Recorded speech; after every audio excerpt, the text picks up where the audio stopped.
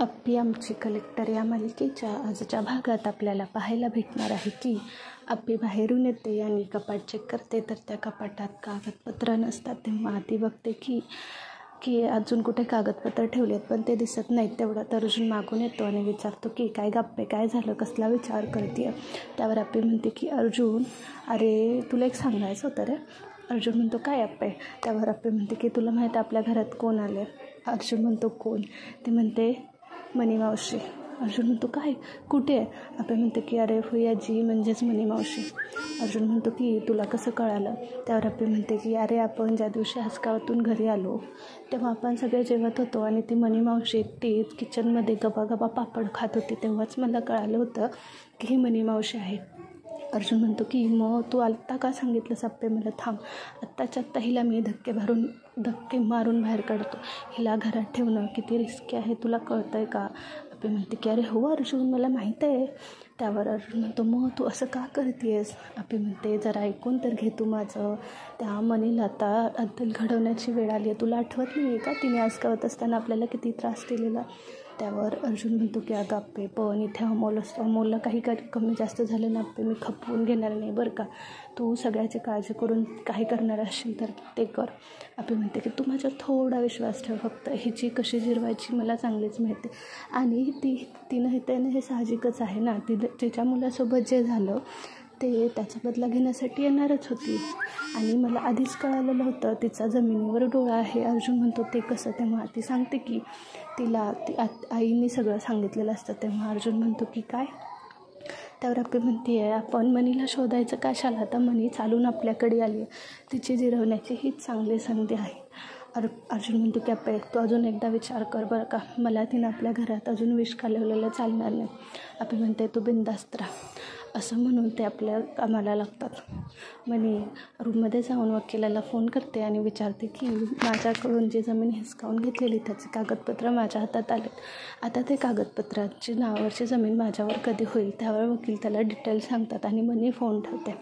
सकाळ झाल्यानंतर अर्जुन ऑफिसला जाण्यासाठी रेडी झालेला असतो, पण तो अपर्णा तिथेच असते, तिच्याकडे बघत राहतो. तेव्हा अप्पी म्हणते की काय बघतोयस. त्यावर अर्जुन म्हणतो अमोलला बघतोय. अप्पी म्हणते की इथे अमोल नाही आहे. पण अर्जुन म्हणतो की हो मला माहिती आहे, तू का सांगतेस. तेव्हा अप्पी म्हणते की मला माहिती आहे दोघं बापले किती खोड्या करतात ते. असं म्हणून ते निघून जातात. तेव्हा अप्पी अर्जुनला थांबवून सांगते की अर्जुन एक काम कर ना. अर्जुन म्हणतो काय अप्पे. त्यावर अप्पी म्हणते की आजच्या दिवस अमोलला तू तुझ्या पोलीस स्टेशनमध्ये ने. अर्जुन म्हणतो का. त्यानंतर अप्पी म्हणते की तू फक्त घेऊन जा. आज मला फक्त घरात मी आणि मनी मावशी दोघेच हवं आहे. असं म्हटल्यानंतर अर्जुन म्हणतो काय अप्पे तू नक्की करणार आहेस. त्यावर अप्पी म्हणते की तू फक्त घेऊन जा. अर्जुन म्हणतो की अरे पण तो मला किती त्रास देईल, मला काम करू देणार नाही, तर मला आधीच घरी चल म्हणे. त्यावर अप्पी म्हणते की तो तसं करणार नाही. त्याला मी आधी कितीतरी वेळा कलेक्टर ऑफिसला नेले आणि तो खूप एन्जॉय करतो. सगळ्यांशी ओळखी काढतो आणि घरी आल्यावर तर त्याचे सगळे किस्से रंगवून सांगेल. तू नेतो, तुला तुझ्या कामात अजिबात त्रास देणार नाही. अर्जुन बोलतो की बरं ठीक आहे. नाही बाहेर गेल्यानंतर बघते तर दिप्या सुट्टी काढून घरी बसलेला असतो. हे बघून अप्पी म्हणते की दिप्या तू आज घरी कसा. दिप्या म्हणतो अगं माझ्या 2 सुट्ट्या राहिलेल्या, मग शनिवार रविवार बघून घेतल्या. त्यावर अप्पी म्हणते की बरं झालं घेतल्यास. आता मोनाला छानपैकी शॉपिंगला घेऊन जा. मोना खूप खुश होते आणि म्हणते की काय खरंच. असं म्हणून दिप्या आणि मोना शॉपिंगला पाठवतात. आणि कदमांना आणि बापूंना मिळून दवाखान्यात पाठवतात राहिलेल्या टेस्ट करायला. मग घरात कोणीच नसतं, मनी आणि अप्पीच. अप्पी सगळ्यात आधी गेल्या अप्पी मनीला उठवते आणि तिच्या हातात झाडूने सुपली देते आणि सांगते की अख्ख्या घराचा छानपैकी झाडू मारा, आज आपल्याला साफसफाई करायची आहे. मनी म्हणते की ठीक आहे, कुठून सुरू करू. अप्पी तिला हॉलमधलं जागा दाखवते आणि जागा दाखवताना म्हणतात मग फुयाची किती जाळ्या झाल्या त्यासुद्धा काढा. असं म्हटल्यानंतर ती म्हणते की ठीक आहे. अर्जुन अमोल ऑफिसमध्ये घेऊन गेल्यानंतर अमोल खूप खुश होतो. अमोल म्हणतो की किती छान ऑफिस आहे हे. त्यावर चिंचुके म्हणतो की अरे कलेक्टर ऑफिस एवढं नाही आहे पण छान आहे. त्यावर अमोल म्हणतो की मग तुम्ही काय काम करता. त्यावर चिंचुके म्हणतो की आम्ही चोरांना पकडतो. तुम्ही एकदम मुद्द्याला हात घातला. अमोल म्हणतो की मग हे काम किती मोठं आहे. माझी मा नेहमी म्हणते काम छोटं मिठं काही नसतं, काम हे काम असतं. हे ऐकून चिंचुके म्हणतो की तू दिसायला जरी छोटा असलास ना तरी तुझे विचार खूप मोठे आहेत. त्यावर अर्जुन म्हणतो की हो चिंचुके, आणि हे सगळे संस्कार द्यायला एक आईच लागते. हे एक आईच संस्कार देऊ शकतो. आपण त्याला सगळं आणून देऊ शकतो, वस्तू, खेळणी, सगळं आणून देऊ शकतो, पण संस्कार हे आईनंच करत, हे सगळं म्हणत असतो. तेवढ्यात आर्या तिथे ते अमोल तिच्याकडे बघून हाय आर्या मावशी असं म्हणतो. अर्जुन म्हणतो की बाबा मला तुम्हाला एक गोष्ट दाखवायची आहे. तो त्याच्यासमोर सॅल्यूट मारतो आणि म्हणतो की मी अमोल, अपर्णा, अर्जुन, कदम असं म्हटल्यानंतर अर्जुनला खूप भारी वाटतं. तो म्हणतो की अमोल तुला हे कोणी शिकवलं? तर तो म्हणतो की हो मी हे नेहमी करतो. मी आधीसुद्धा माझ्या कलेक्टर ऑफिसमध्ये गेल्यानंतर मी नेहमी सॅल्यूट मारायचो. हे ऐकून सगळ्यांना खूप आनंद होतो आणि ते तिथून निघून जातात. इकडे मनी काम चुकारपणा करत तिकडे गेलेले असते तेव्हा ती स्वतःशीच म्हणते की ही आप्पी आज लय जीवा उठलेले काम लावते ना, पण नावाची मनी आहे, मी सोडणार नाही, मी भल्या भल्यांना पाजन पाणी. हे सगळं आप्पी कान देऊन ऐकत असते. ती जाते आणि परत उठवते आणि तिला कामाला लावते. रात्र झाल्यानंतर सगळे घरी येतात. दिप्या शॉपिंग करून आल्यानंतर आप्पीसाठी कुंकवाचा करंट आणलेला असतो.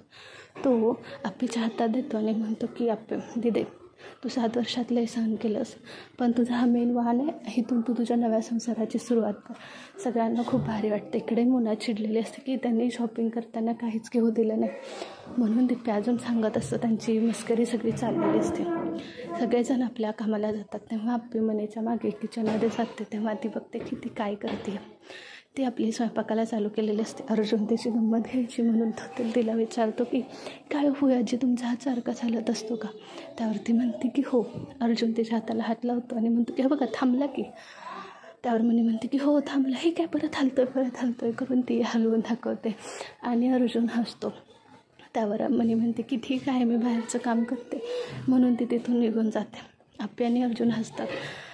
अर्जुन म्हणतो की आप्पे हे भारी काम केलेस, हिला कामाला लावून, हिला लय आरामाची सवय. हे बघून दोघं असतात. तेवढ्यात फोनची रिंग व्हायब्रेट झालेलाच आवाज येतो. आप्पे म्हणते की अरे फोनचा तुला आवाज येतोय का? अर्जुन म्हणते की हो अगं, पण इथं कोणाचा फोन असणार आहे, इथं फोनच नाही.